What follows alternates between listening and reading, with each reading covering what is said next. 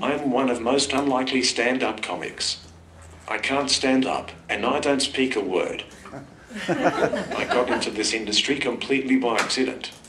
It was supposed to be a one-off, but I got asked to enter a local stand-up competition.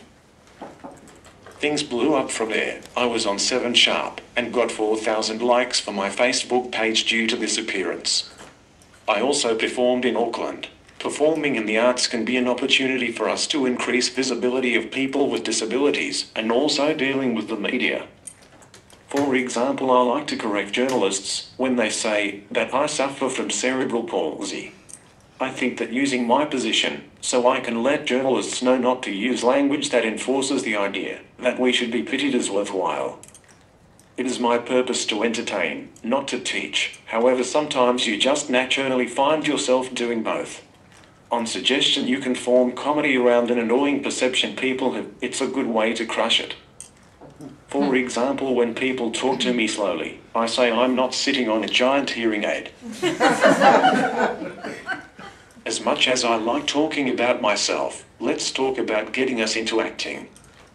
There are very few people on scripted shows with disabilities, and I would like to change this. Producers see us as different with different issues. This has to change. Some may be scared of the backlash from the public if they get things wrong. In my opinion, this view is silly. I don't think they need to focus on the disability of the character too much. They should just view it as a regular character who just happened to have a disability. If they want to go into particular issues, that's fine. If not, that's fine too. I think that disability organizations should write letters to producers asking for them to occasionally cast people with disabilities, and explaining my previous points.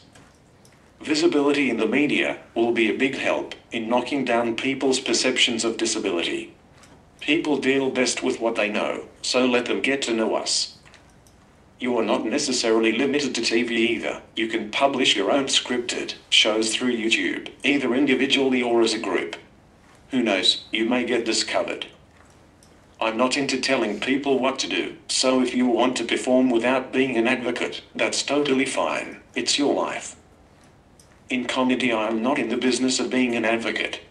I am finding teaching people is just a natural consequence of what I do. It is a good consequence. I mainly use book writing and blogging to advocate. Getting so many likes on has also led to increased book sales, which is good for my advocacy work. I perform comedy because I like comedy. It has nothing to do with having a disability. I, however, use my disability in my comedy, and this is working very well for me. You know the old saying, if you got it, use it. I didn't envision this here at all, but the local comedy scene has been more than supportive. This path is going well for me. I plan to continue this journey.